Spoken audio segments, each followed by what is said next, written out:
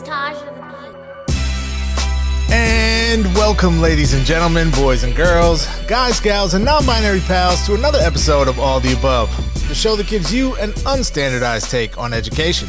I'm Jeffrey Garrett, one of your co-hosts, and I've been a middle and high school principal and a high school social studies teacher.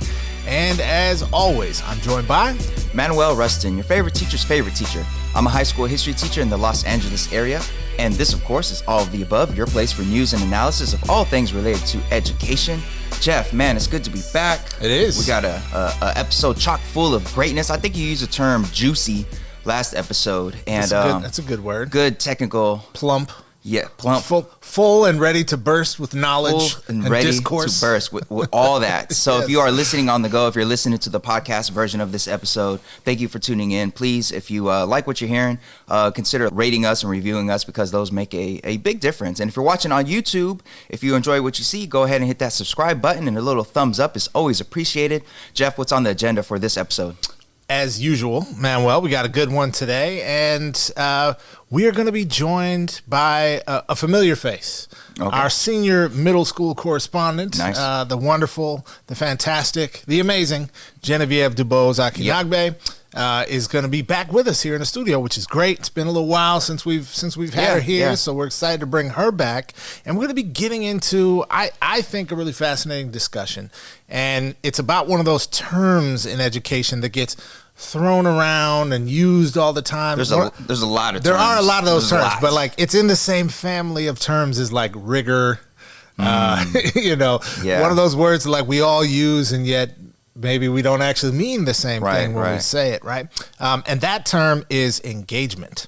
So we're going to be unpacking that a little bit today, talking about what does it mean to engage the students? What does it take in this, in this 21st century world in which we live, in today's context, to really engage students and to use engagement as a lever for learning. So we're going to unpack that a little bit with Geneviève today. It's going to be exciting. Definitely don't want to miss it. Dope. Sounds good. But at first, we have our Do Now, where we take a look at recent news in education. Stay tuned.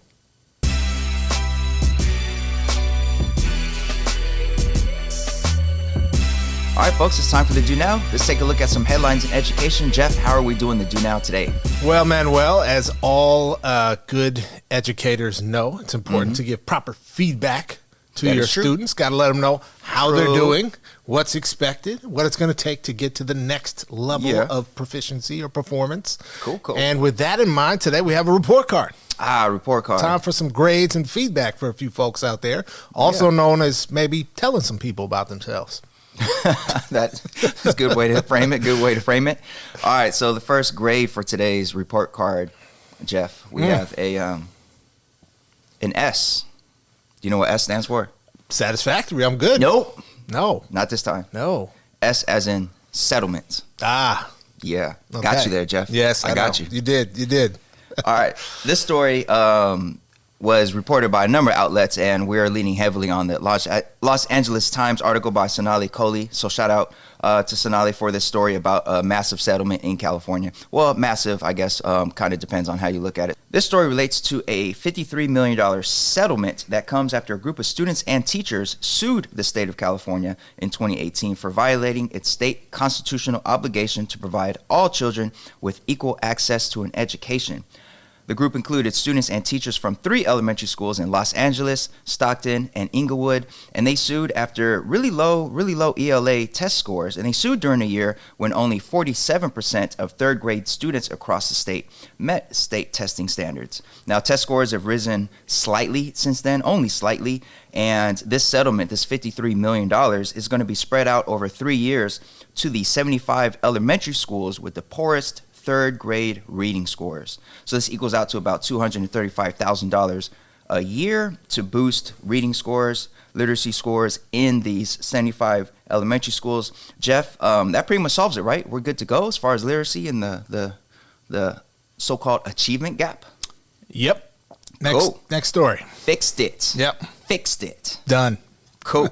Reading. Solved. Unfortunately, Manuel, no. And I will say I want to give props to this courageous group of teachers, group of students, and certainly families. Right, it's not like third graders are filing lawsuits on their own. And to I believe it was public counsel that was the lead counsel in this case. I think ACLU was also involved. So I want to give like lots of props to these folks because I think what they are doing is the best that they can, right? With hitting the state where it needs to be hit, right? Like California systematically underfunds schools, as do many other states in the union, and the result is horrible outcomes for young people, right? Now, of course, it's not only school-based, right? Like there's lots of other factors that inform this, but I really appreciate this effort to force change and to force it by addressing the constitutional obligation, which is really a moral obligation that we have to educate our young people.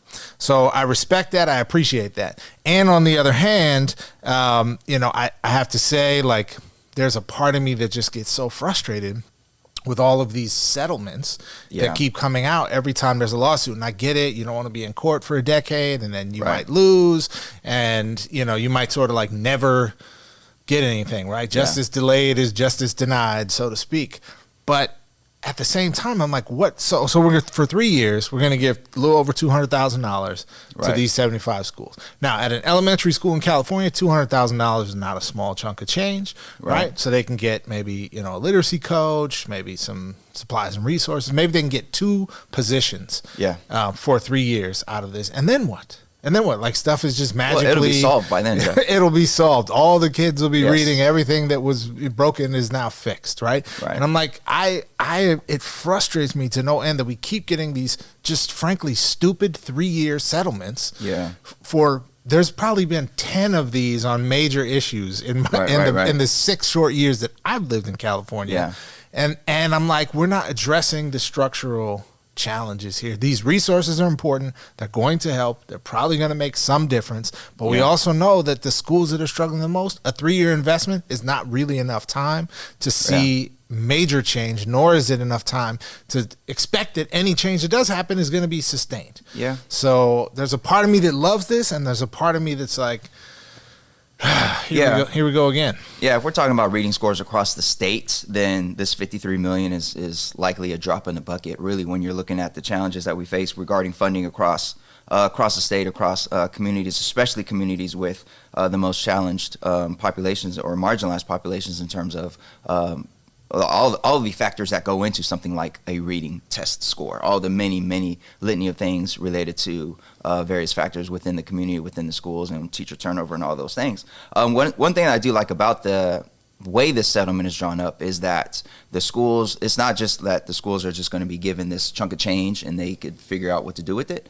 As the article quotes Pedro Noguera, professor at UCLA, for those who don't know, UCLA, #1 public institution. Shout out to Pedro. Shout out to Pedro.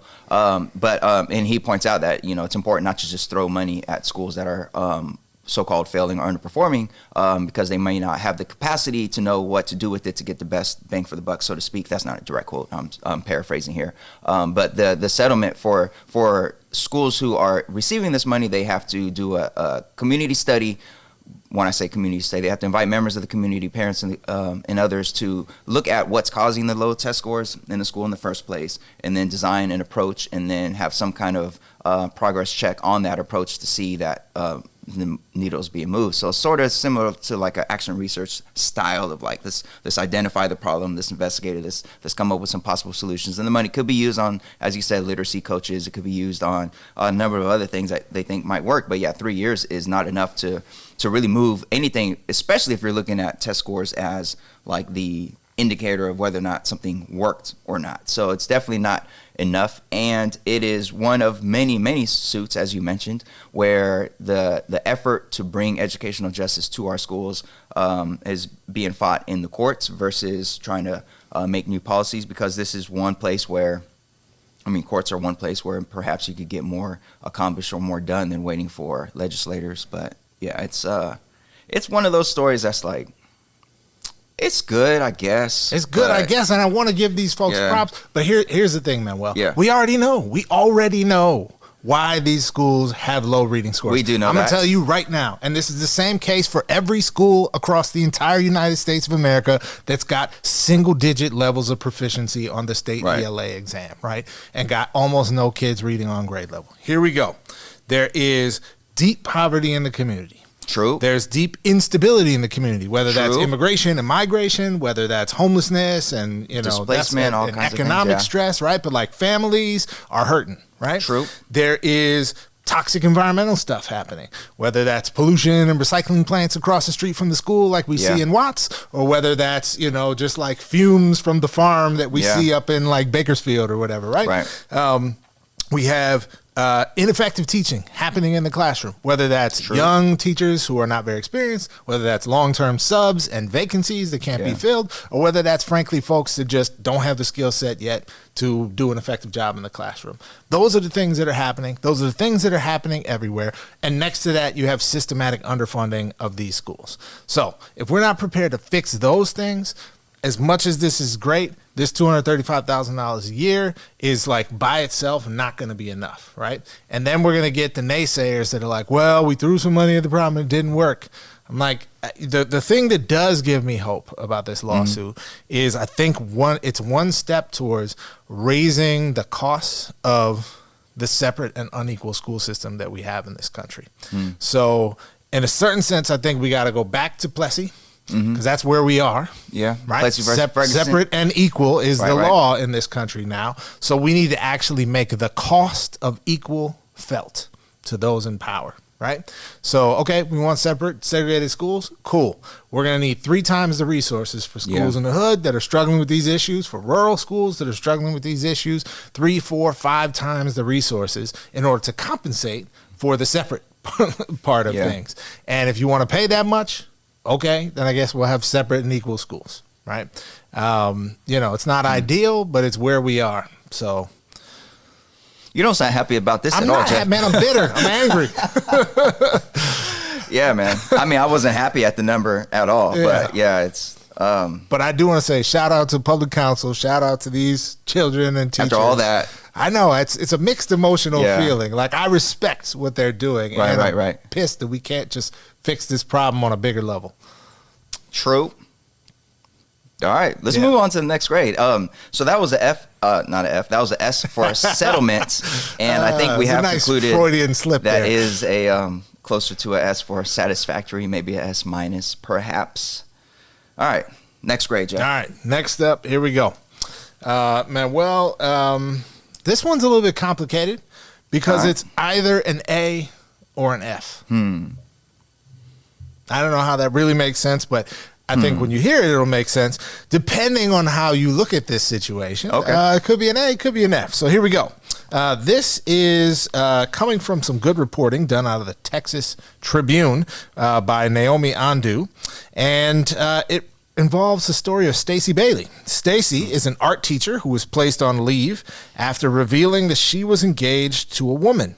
And this is Stacy herself is a woman, when sharing a photo of her family to her class. And she has now won a $100,000 settlement with her school district. Stacy, before this suspension, worked at Charlotte Anderson Elementary School for over a decade. Charlotte Anderson Elementary is part of the Mansfield Independent School District, which is outside of the Dallas Fort Worth area in Texas. She was at that school for a decade, was named Teacher of the Year twice, and when a parent complained after she had shown pictures to her class that Stacy was, quote, promoting the homosexual agenda, close quote, by showing students a picture of her partner, Bailey was then abruptly placed on leave. Now, as a part of the settlement, the school district has also agreed to provide mandatory training to human resources and counseling staff on LGBTQ issues, and to require the Mansfield Independent School District Board of Trustees to vote on whether to add protections for sexual orientation into its policies. Those protections do not currently exist for Stacy and any folks in her situation. So, Manuel, This is either an A or an F. Right. What say you? Well, first of all, Jeff, I want you to know that all of the above, we like to bring teachers news, headlines that they might have missed. Recent headlines, though. This has to be a story from like early 2000s, maybe late 90s. So I'm kind of ashamed that you pulled up a really old story, because there's no way that teachers are being fired for simply showing a photo of their romantic partner to kids. Like that's not happening in 2020. If by an older story you mean late February 2020, then yes, it's an older story. Yeah, so we're really out here doing this to teachers. That's when I say we, obviously not you and I, not our listeners, and not Jeff. These really backwards, bigoted school districts and school leaders across the country, and in this case happens to be in Texas, but this is something that I'm sure happens in places outside of Texas as well. It's crazy, because I'm thinking back to a few episodes ago when we had Aaron Whalen here, and we were discussing support for our LGBTQ plus students, and he mentioned something during that discussion about not coming out to his students in his first several years of teaching, and kind of looking back at that and thinking about opportunities perhaps missed to show students that it's not only okay to have a different sexual orientation than what society wants to deem appropriate, but it's also okay to be comfortable enough to express it to your own students and to your loved ones and everyone around. And he mentioned just real quickly and briefly something as simple as having a picture of his partner as his wallpaper on his phone. And I had never thought about that. Like, as a cisgendered straight teacher, I had never really thought about like the danger in putting a picture of your partner in your classroom or even on your phone when that partner is when it's the same sex partner. I never thought about that. And when he mentioned that, I was like, damn, that I really do have this tremendous privilege being cisgender straight male, this tremendous privilege to talk about my wife all the time in class and have pictures of her everywhere and answer students' questions about it. And other teachers, in this case, Stacy out in Texas, not being able to do that. And when she did do that, she got fired for it. And this is a teacher who had been teacher of the year for her district more than once. So this is not like a teacher that was questionable and like reckless and this and that, and this was like the final, whatever. No, this is like a great teacher that they had acknowledged was a great teacher, and yet they're going to get rid of her for simply showing a photo of her partner, not like, leading a lesson on, like, just showing a picture of her partner. Yeah. That's wild to me that that's still happening. But at the same time, it's not surprising at all. So it's both wild and not surprising at all somehow at the same time. Yeah, I think, the same as what you said, Manuel. Aaron's comments a few episodes ago, really stood out to me for similar reasons, right? Because when I was a teacher, I had, one day my mom was coming to visit the school, and we stopped the lesson a few minutes before the end of class, and I was like, hey, my mom's coming. I want to show you guys some pictures of my family, that sort of thing.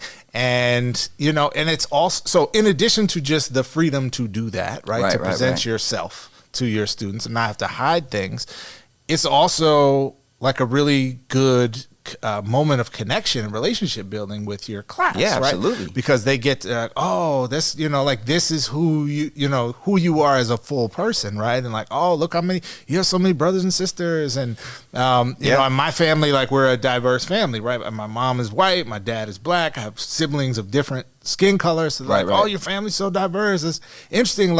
You're like a Dominican family, mister. And I'm like, well, we're not Dominican, but we kind of are, right? And we could find points of connection, right? And you're not only making her hide herself, right? Yeah. Then also robbing her of the ability to have those kinds of connections with her students in general, and for her students who are also, someday going to grow up and be, recognize their sexual identity as LGBTQ, also to have seen good, positive models living a happy life, right? Right. As someone who's like them, right? And so it's just tragic on so many levels. So the district had a very interesting response, Manuel. Yeah. The district admits no wrongdoing in the settlement, and their public comments on the matter make the claim that their concerns were about Bailey's belief that it is her right and that it is age appropriate for her to have ongoing discussions with elementary age students about her own sexual orientation, the sexual orientation of artists, and their relationship with other gay artists. Now, if that doesn't sound like some mealy-mouthed, legalese for bigotry nonsense, right, I don't know what is, dude. Like, you're wrong, you're foul, you got caught, you got sued, you deserved it. $100,000 is probably not nearly enough, right, to compensate this woman for the hardship and the hurt and pain that she's had to endure because of this nonsense. So I think you got off light from that standpoint. And I get in settlements, sides don't admit wrongdoing, but I'm also like, you're wrong, and your superintendent is even like going above and beyond the settlement because you're wrong. Yeah, that's nuts. And the whole age appropriate argument, like, just these are elementary kids. Why are they? I mean, would you say that if she were talking about her husband, then it would be perfectly age appropriate. So why is it age appropriate for, a heterosexual couple, but not age appropriate for a same sex couple? Like, what's the difference? I mean, you're not talking. Well, I'll tell you the difference. The homosexual agenda. That's the homosexual agenda, trying to brainwash these kids and all that. I do want to just quickly correct something I said. I believe I said she was fired. Technically, she was placed on leave. And obviously that has been reversed now. She's teaching at a high school. She loves teaching at the high school that she's at, but she does miss her former students. And as part of the settlement, the district agreed to provide mandatory training to human resources and counseling staff on LGBTQ issues in schools. So it sounds like some upcoming PD for folks. And we recently discussed the PD. And hopefully they do it right over there in Mansfield Independent School District. So shout out to Stacey Bailey. Sorry you had to go through that, obviously, but I think this is one of a string of cases that hopefully will help move us in the right direction when it comes to being supportive of not just our LGBTQ students, but also our staff members in schools across the country. Yeah, I think we can leave you with Stacey's words after the settlement, which were, if you are a school district who thinks you can bully and shame a gay teacher out of their job, I hope you remember my name. And I hope you think twice. I would agree. Go ahead, Stacey. Get your money. And, I hope your new students get the benefit of having you as their teacher. So yeah, for sure. All right, Jeff. One last grade. What we got? What do we got? We have a C. C for... all right, right. It's all right. Could be better. Good old college try, right? Good old college try. Yeah. Could be better. Could be worse. And this has to do with a story about a recent study, a working paper about the likelihood of teachers to leave the profession based on standardized testing. All right, so this story comes out of EdWeek. Shout out to Madeline Will, who wrote about a working paper published by the Center for Analysis of Longitudinal Data in Educational Research. And their study found that eliminating state testing did not have an effect on overall teacher turnover or attrition. However, it did find that early career teachers are less likely to leave the profession when there are fewer required tests. So the study examines the effects of changes in mandated. I hate them mandated tests. Mandated tests are like those are the crazy, worst man. ones. It's hard to just those are. Yeah. But no, this study examines the effects of changes in mandated state testing in Georgia. So for 8 years, all students in grades 1 through 8 were tested in reading, English language arts, and math, and students in grades 3 through 8 were also tested in science and social studies. But starting in 2011, the state began to scale back the number of required end-of-the-year tests. So now students in grades 3 through 8 are tested in English language arts and math, and only students in grades 5 and 8 are tested in science and social studies.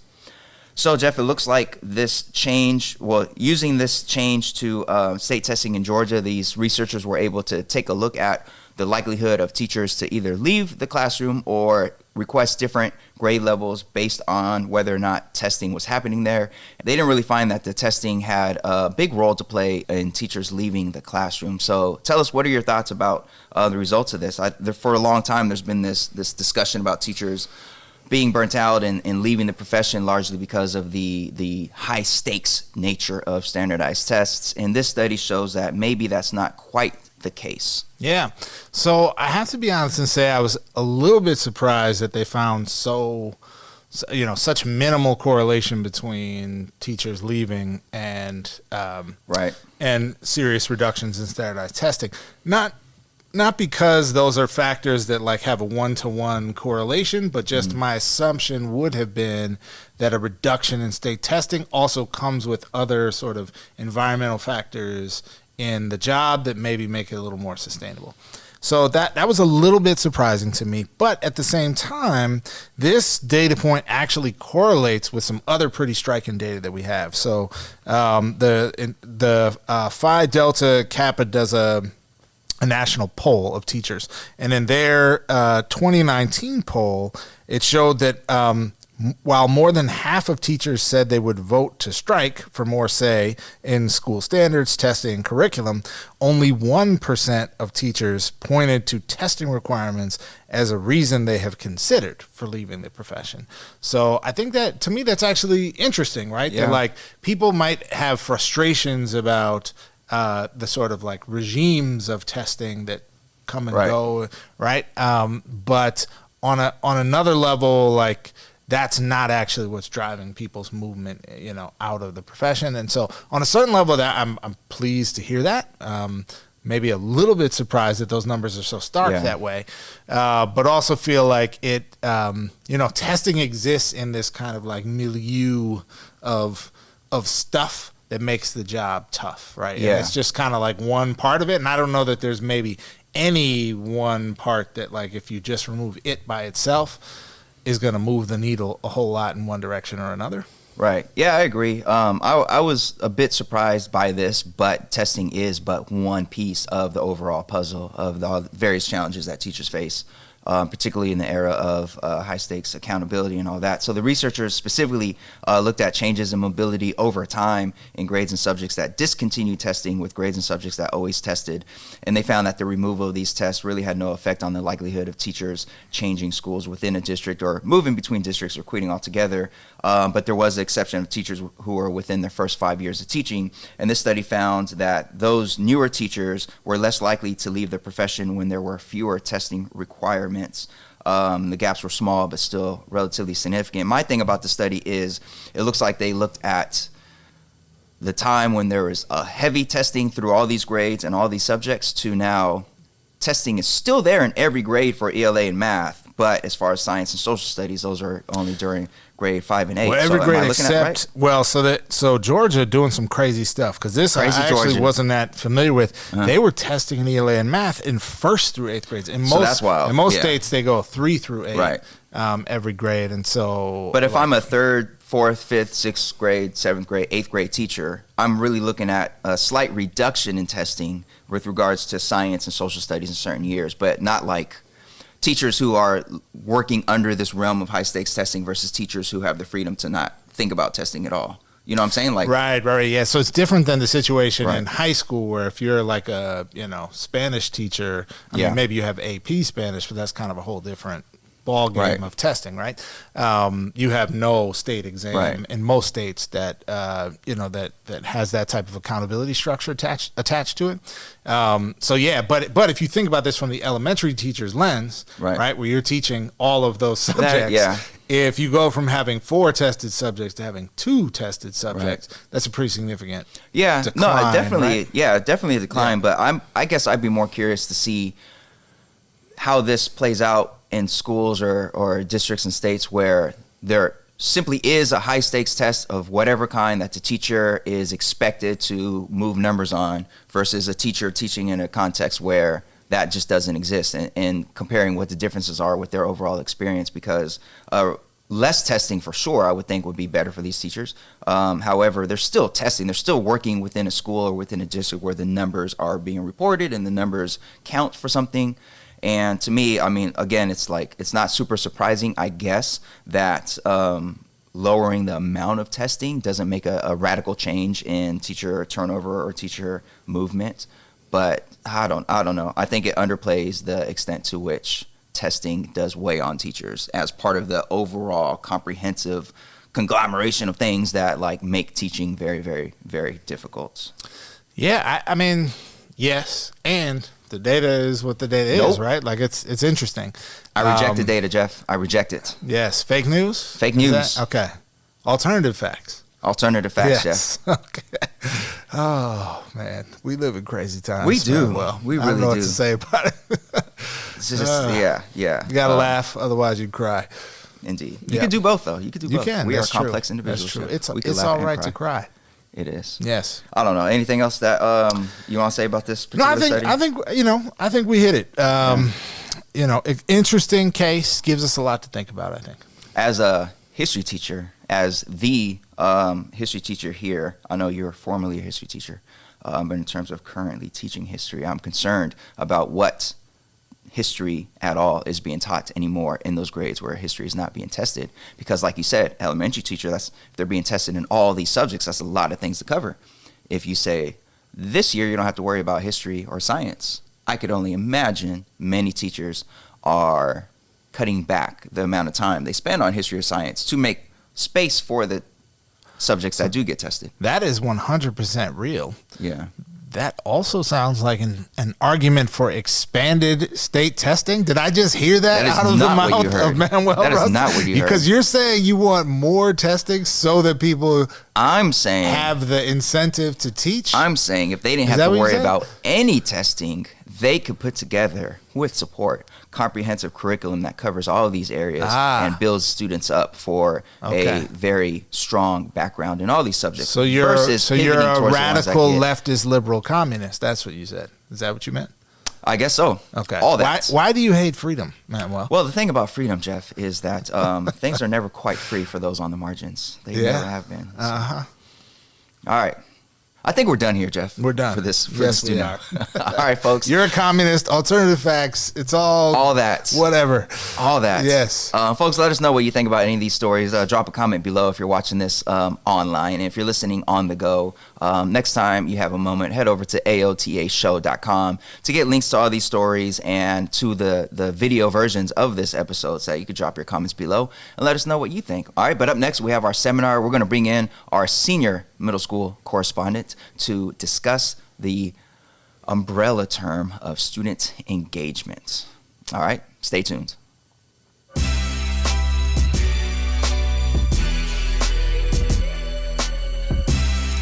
All right, folks, welcome to today's seminar, and we thank you for joining us. It is our distinct pleasure to have back with us the one and only senior middle school correspondent here on All the Above, the great Geneviève DeBose Akinnagbe. Welcome, Geneviève. Thank you. Welcome back, I should say. Happy to be here. Yeah. At some point, I want to ask her how her life has changed since she's been named senior middle school correspondent, because I know that's big. Do tell. I don't know if you're on LinkedIn, but I know you definitely had something, updated your profile. Yeah. Send out the alert, like, please congratulate Geneviève for her new position. Hey, you worked hard for it. So many new Twitter followers. And people you haven't talked to in 22 years are like, hey, congrats. I know. Life has changed. Thumbs up. Nice. Yeah. Okay. Well, Geneviève is here with us to have what I think is going to be a really fascinating conversation, because there's a lot of shall we say, jargon in the field of education. True. Terms that we use that are very commonly thrown around, but also for which there may or may not be any actual definition or at least any shared definition. And we're going to talk about one of those today, that being the term engagement. So what does it mean? What does it look like for students to be truly engaged in school? And how can we help create better and deeper engagement in a way that gives us leverage to support students learning all the wonderful things we hope they will learn while they're with us in school? So to set a little bit of context here, I'll say, I think everyone can acknowledge that people are most likely to learn and retain knowledge when they're focused on something that they find really interesting or that speaks to their experience. Or that challenges them, or maybe pushes them to grow or develop in some new and unique way. Yet for too many students in American schools, that's unfortunately a pretty rare experience. So a recent study from Yale University, from their Center for Emotional Intelligence and the Center for Child Study, that we actually talked about on a recent episode as well, showed that high school students have pretty overwhelmingly negative emotions associated with school. And of course, this study just focused on high school, but one can only imagine if the high school students are feeling that way, what the middle school students might be feeling. So whether we associate this kind of trend with perhaps a naturally challenging phase of life or an abysmal failure of our school system, the challenge in front of us as educators, I think, remains. How can schools ensure that every child is engaged and invested in their learning each and every day of school? So to help us unpack that, Geneviève, Manuel are here. Engagement, one of those terms that we kind of, throw around. It sort of means whatever the speaker wants it to mean, right. I think sometimes. What does student engagement look, sound, and feel like in your view? Well, to me, when I think of student engagement, I really think of how invested a kid is in their learning and also how inspired they are by their schooling experiences. And so what you're saying about high school students not even wanting to be at school or feeling a really negative association, to me is so sad, because school is a place where there's such potential for investment and engagement. And so one thing that I think of in terms of what it looks like is I think of relationships, and I think about if I am engaged and invested and inspired, like I have to be known well by the people around me. So that's like student to student relationships, but also I think about student to teacher relationships and even teacher to teacher relationships, because if I feel connected to my colleagues, I'm more likely to try new things out, like tap into, what my kids want and what they desire. And I also really think about student voice, right? So to me, it looks like kids have a say in what their educational experience looks like. And how often do we go into classes and see kids just sitting there, like really not doing anything? And so, I see that pretty regularly. And when I think about, hey, if this child is sitting in 6 periods a day, doing very little or nothing, there's clearly a problem. So how much of a say do they have in what they're doing, whether that's like the text that they're reading or the activities that they're engaged in, or, what they're actually learning. And so for me, those are two of the big things I think about relationships. So to me, it looks like people really being known well.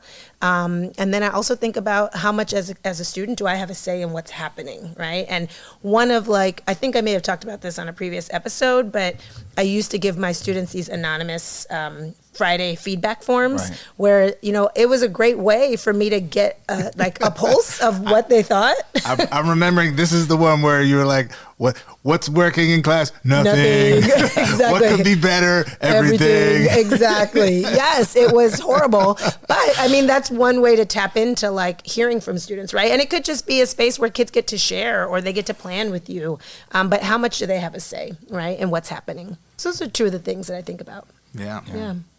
Yeah, I agree with that big time. And when I think about myself as a classroom teacher, sometimes in class, I know when students are so-called engaged in the lesson, when they're like, oh, wow, class is already almost over. Wow, that flew by. And that tends to happen when they feel seen, feel acknowledged, and they feel that they had some sort of say, or that whatever's happening in that class directly impacts them or connects with their interests or their background or their whatever.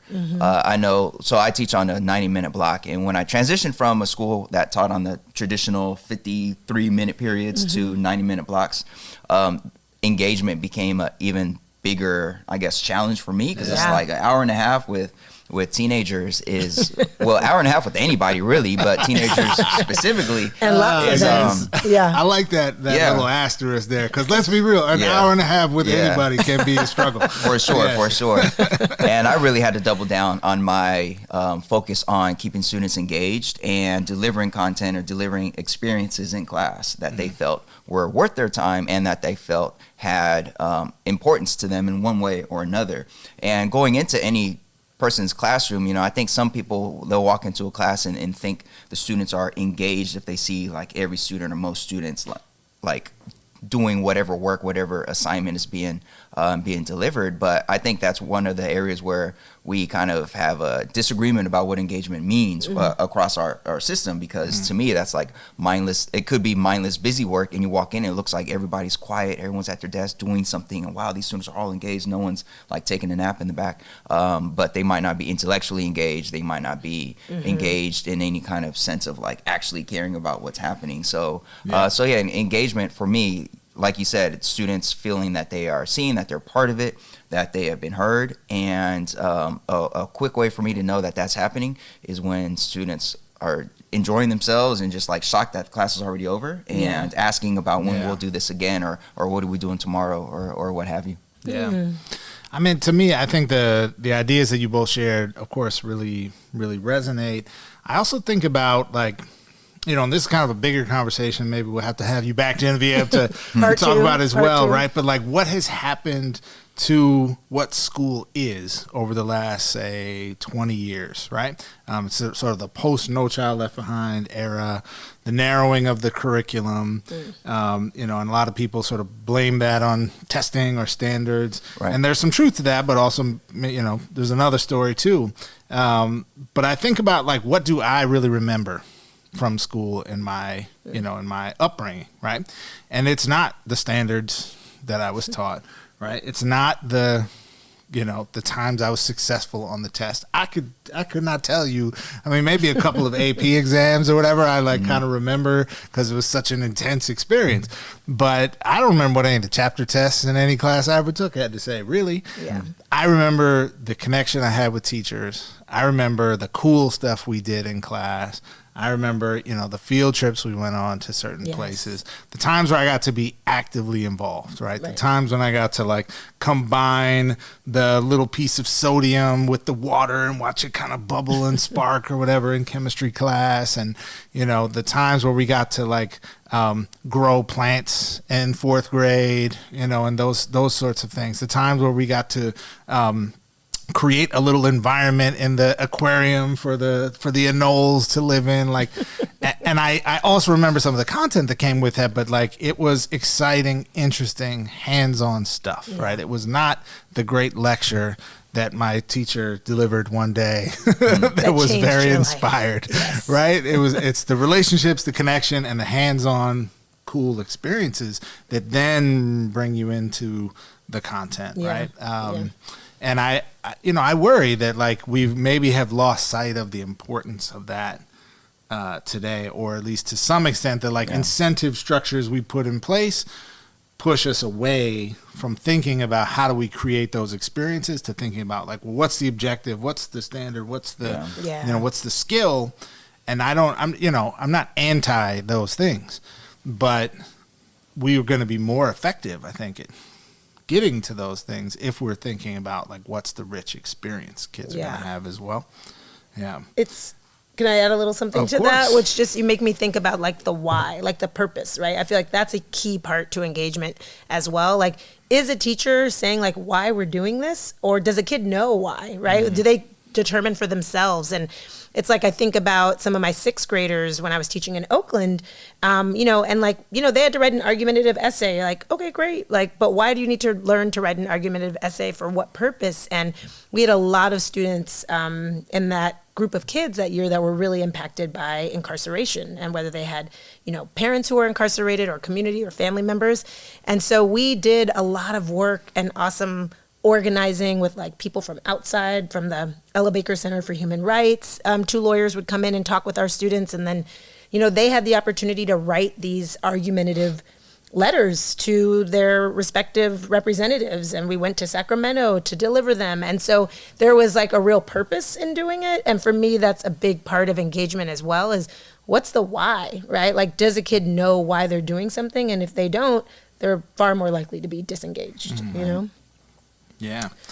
So to that point, right? Where do you think that we're getting it right around engagement? Like, you know, where are we really hitting it out of the park and making sure the kids are, you know, are having these kinds of engaging experiences, to use a term as we define a term. That makes all our English teacher fans happy, I'm sure. But where are we getting it right?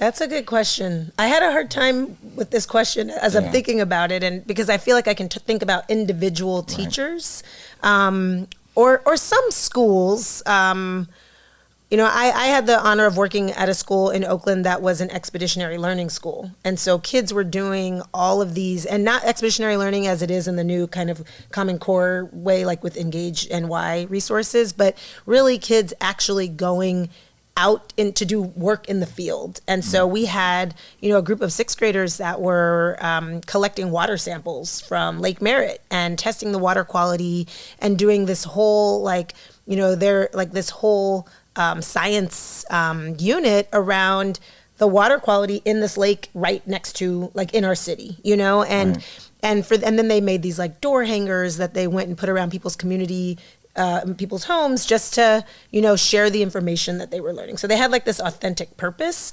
And for me, that's that real world, real life experience helps make it more, engaging and relevant for kids.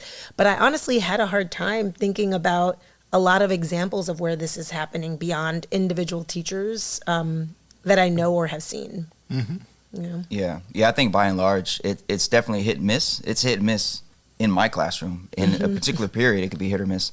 And when I think back to the study that you referenced in the beginning, that Yale study that showed 75% of high schoolers have negative feelings around high school, I think that's indicative of the fact that system-wide, just generally any school you drop into across the nation, overall engagement simply isn't being done right, and it's not being done in a way that appeals to the students that we have today. And in some areas it's working great. So for example, I could think of the elected teachers out there, CTE teachers. When we first launched this show, we had student helpers really helping us with the tech aspect, and we're filming in a studio that is located at high school, and those students are really into audio video production.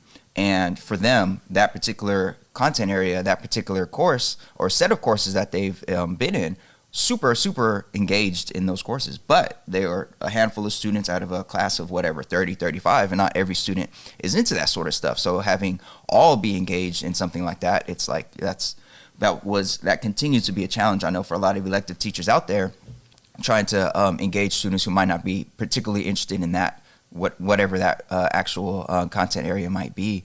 I think overall we really are struggling as a profession with student engagement, in the sense of having something that students enjoy doing, that they continue to enjoy doing. So I've had assignments or activities where they were super engaged for the first day, semi-engaged the second day, and by the third day they were over it. And this is like a 2-week project that we're, so maintaining that. It's so boring, mister. Exactly. Boring. And then you have the basic things that you have to teach, basic skills that, I don't mean basic in a ranking sense, but essential skills that they need for success in college and beyond, that are, you might have a super great engaging lesson for this particular day, but then it's followed up by, we got to get some basics here. So for example, in teaching economics and teaching about supply and demand, there's all sorts of real world applications that I'm able to use to help engage them. But at the end of the day, I still need them to look at the supply and demand curves and identify the equilibrium price and do some basic stuff that some of them just aren't interested in. Yeah, and it's funny you say that, because I think I think that's actually sort of maybe a classic point of differentiation in some ways between interest and engagement, right? Yeah. And there are times in any course where the ebb and flow. You put 30 people in a room and ask them is the sky blue, and you're not going to get consensus, this day and age. Right? I saw something on YouTube. Actually, exactly. Garrett, did you know that? Kyrie Irving told me the Earth is flat and the sky is green, or whatever, right? And so that there's just a human reality to that, right? But I think as we look at the overall, the big picture, the trends, right. Engagement, what counts as engaging really is going to vary from person to person, right. And is also something that's going to ebb and flow over time. Even on things that I really love, like football or whatever, my engagement ebbs and flows over time, and I think that's okay. But I really want to come back to something you said, Manuel, that I think to me is a place where I tend to see that we're getting it more right more of the time than we are in a lot of the more traditional academic disciplines. And I think that's in the arts. I think that's in, for lack of a better term, your sort of CTE, your like technical and career-oriented subjects. And I think what tends to distinguish those classes, like if you go to a good dance class, if you go to a good ceramics class, right? If you go to a band, right? What distinguishes those experiences from traditional class is it's almost entirely students trying stuff, getting some feedback, trying it again. Yeah. And they just do that over and over and over again, right? And, the way that teachers teach almost by necessity is like, all right, take out your charcoal and like scribble some stuff on paper, like see if you can do what this person on on the screen here is doing, right? And it is the act of the doing, right? That's such a, if we graphed like the percentage of the time the kids are doing versus the percentage of the time they're being told about the doing, it's like the inverse of what we see in a lot of more traditional classes, right? Which is like, let me give you all this information so that someday you can do college, right? Right. Someday you can do high school, or someday you can do middle school. And in those classes, they're like, our job is to draw a picture of somebody's face. Start drawing a picture of somebody's face, right? Or we're going to start with lines, draw some lines, right? Or we're going to start with shading, try to shade this object, right?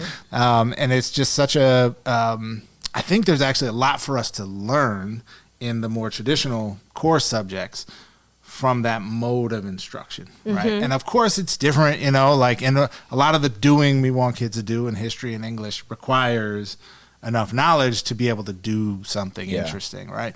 But I think there's a lesson there for us about like what it means to get kids engaged. Like we got to do more. Yeah, and I mean you're making me think too about.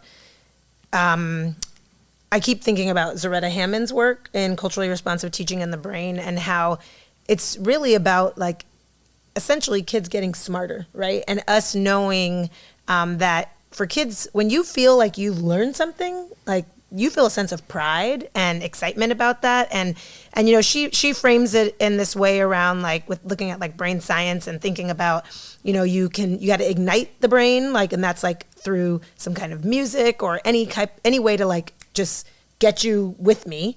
And then you also then have to like, you have like a chunk of something. You're not like, doing something for more than 10 to 12 minutes. You get some time to chew it, like to really think about it. And talk with other people about it, process it, and then you have time to review it and think about how does it actually apply to, you get to try it out with something, and then you kind of repeat that. And I find that especially like in English classes, like when kids are learning something, and I think about certain ELA teachers where their students are more engaged, they feel, I can see kids doing things for themselves. Like they've learned a set of like strategies to access something that's hard for them, and that they're then helping each other. And when a kid is actually teaching another kid, like that's a form of engagement and actually deepening their knowledge that, we don't give kids the opportunity to do a lot. And so I think of her work and what you're referencing in terms of like the arts and some of the CTE classes around in like an ELA class or maybe like a math class, like allowing students to have that time to go through that process of igniting, chunking, chewing, and then reviewing and applying, and then repeating that, as a way to kind of grow their skill set, and then which people feel like we feel happier when we feel accomplished and actually, like we just learned something, we did it, right? Right. Yeah. Yeah, Geneviève, I think that the points you're making and drawing on Zaretta Hammond's work, I think are really, really profound. And for folks out there, if you haven't taken a look at Zaretta Hammond's work, it comes highly recommended, Culturally Responsive Teaching and the Brain. Great book, and I think one that educators all over the country, regardless of the context you teach in, could really, really benefit from. Well, maybe we'll pivot to you for our final question of today's seminar, which is, what do you think the general public perhaps misunderstands most about engagement and its role in school and in student performance? Yeah, I think that's a great question, and I think one of the greatest misperceptions out there is that engagement equals learning. I've seen so many viral videos of I guess cool things happening in the classroom that people who aren't in education and some who are, just love and spread. And for example, like, you know, having students rap some recited thing about like some kind of, you know, whatever, chemical process. It looks super engaging and the kids are rapping it and everyone's doing it. And wow, this is great. Look at this great teacher. But if students are just memorizing the words to rap it, it's still down to rote memorization that if they don't understand the actual process or whatever they're rapping about, for example, you know, they're not necessarily learning anything. It looks really cool on video. Usually those teachers get celebrated big time. And some of them, some who, you know, have gone viral for something similar to that, are phenomenal educators. But a lot of times, like, kids having fun doing something or something seeming creative doesn't automatically mean anything of any value is being learned. Mm-hmm. And I know as a teacher, I've been tagged in all kinds of videos on Facebook of like cool things happening in the classroom, and like, oh, let me tag so and so, he's a teacher, he'll love this. And I look and I just like kind of like just choose not to comment because I don't want to come off as a hater. But a lot of times it's like, tell them why you mad, man. Well, tell them why you mad, son. Making them rap like something, you know, just that's not automatically learning, and that's not hip hop ed. That's not like, that's just whatever, like it's just a little gimmick or a trick, and that's not necessarily learning. So I think that's one of the biggest misconceptions about student engagement. Just because they're having fun or it looks cool doesn't mean any learning's going on. And yeah, I'm just a hater in that regard, I guess, but whatever. the mad teacher right here. You made me think too, Manuel. I mean, I think I'd also say that one of the biggest misconceptions is that engagement equals like performance on state tests. And I think, like, you know, if people think, oh, if the school's performing well, that must be a great school. Kids must be engaged. They must be learning. And we know there's a number of factors that go into how a student performs on a standardized assessment. So I think that the public generally, it's like we think about, oh, how are we scoring schools and grading schools? Or let's look at this website and see what percentage of their students were proficient last year. Oh, that must tell us X about a school. And that's not necessarily true, right? Like, kids may not be engaged in their learning process. They may not have a voice. They may not be invested.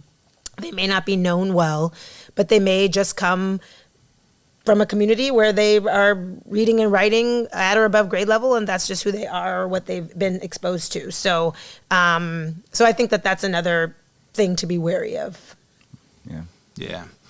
Yeah, I think, you know, there's a lot of wisdom that has been shared on this conversation here that certainly resonates on both fronts, right? The sort of like hokey version of engagement that is, you know, that's cool, it's fun, right? But really isn't bringing along with it the deeper learning, right? That I think we as educators are aspiring to. And then the sort of like assumption of engagement that may or may not actually be present just because the results on certain measures that we value may be there, right? And then maybe the assumption that engagement is not there because the performance on those measures is not yet what we want it to be, right? And I think in some ways both of what you're saying speaks to where we started, right? Which is like this term engagement, there isn't necessarily a clean definition of, right? But yeah, maybe there's an acknowledgement that we have that whatever it means, it's useful to you know, kids learning in school, right? Absolutely.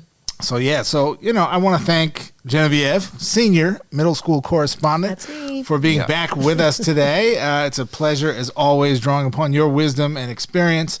And folks, if you enjoyed today's conversation, I want to just encourage you to like what you're listening to, what you are watching, share it with others in your network. All of the likes, the 5-star ratings, the thumbs ups, the various ways in which the social media universe, all that, you know, shows love.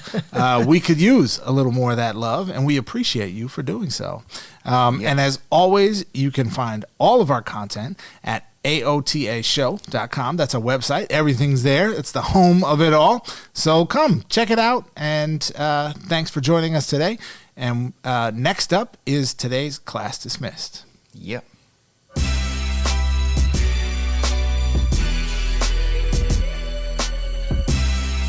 All right, folks, now it's time for Class Dismissed, where we like to give shout-outs to folks doing great things in education.